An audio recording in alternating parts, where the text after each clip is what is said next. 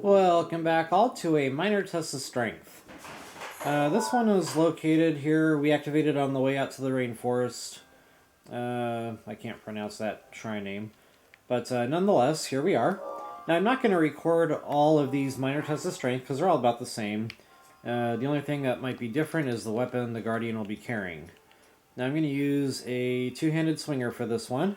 Knight's Claymore will work beautifully. If you'd like, you can eat a small attack power meal here. You know, a 3-minute 20-second would be a good one. And I'm going to do that just because I'm trying to make this as easy as possible for you guys. So this thing's going to come up, and this is the easiest of the tests of strength shrines. Now you see this one has a shield. That's why I like to use a two-handed swinger weapon for this. Now, in addition to arming yourself, you're going to want a shock arrow equipped.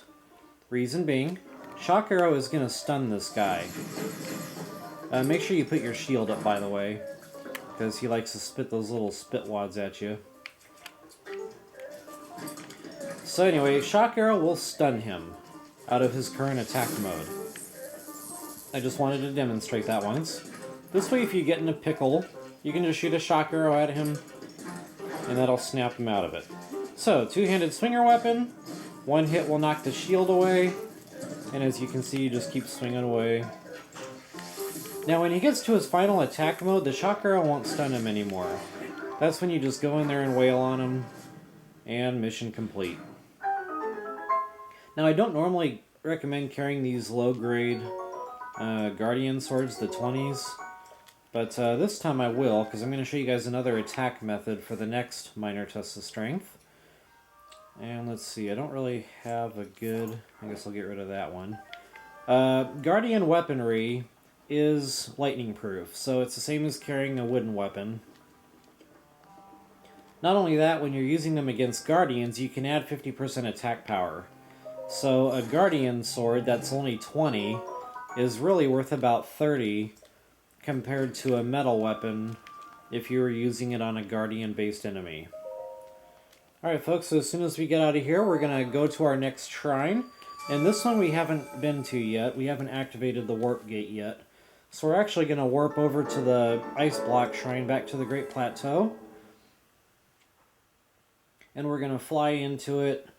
I'll show you guys here in a moment where we're going.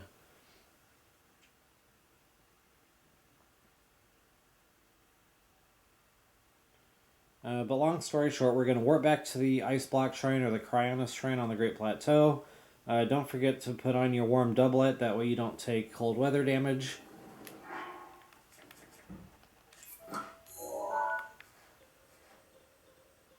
And that is the westernmost shrine on the Great Plateau.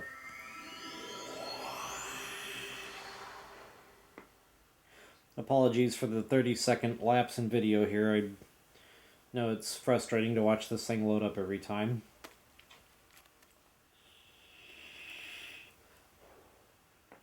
And I will go ahead and pin this for you guys for mapping reference. Of course, we don't have the map for that area yet, but this one's easy enough to get to. I figured we could all navigate pretty easily. Alright, so to the right and behind, we're going to fly down to the Great Wall. This is where that Korok seed was with the big block of ice that we had to melt. So just for map reference, that's where we're at now, next to the waterfall. And you can see the shrine lit up down there. If it's snowing, it might be a little harder to see than normal, but there it is nonetheless. And that's where we're heading. You should have just enough stamina to make it there.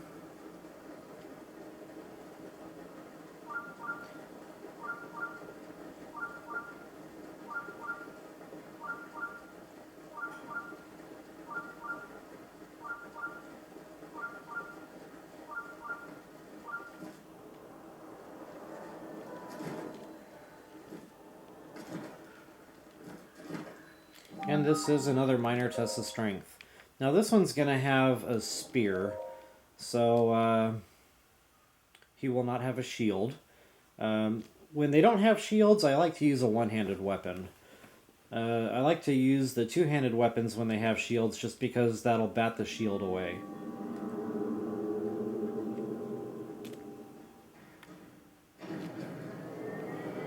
Very first thing we're going to do is put that shield up, and you should still have that attack power meal working for you. As you can see, I got 1 minute 20 seconds left on it. I almost forgot, I wanted to show you guys the other method of killing these things. Okay, the spears are actually pretty easy. You just gotta time the side hop correctly, and that'll slow the game down. Okay, when this happens, shock arrow to stun them. Try to get the eye shot if possible. Okay, I'm not timing my side hop correctly.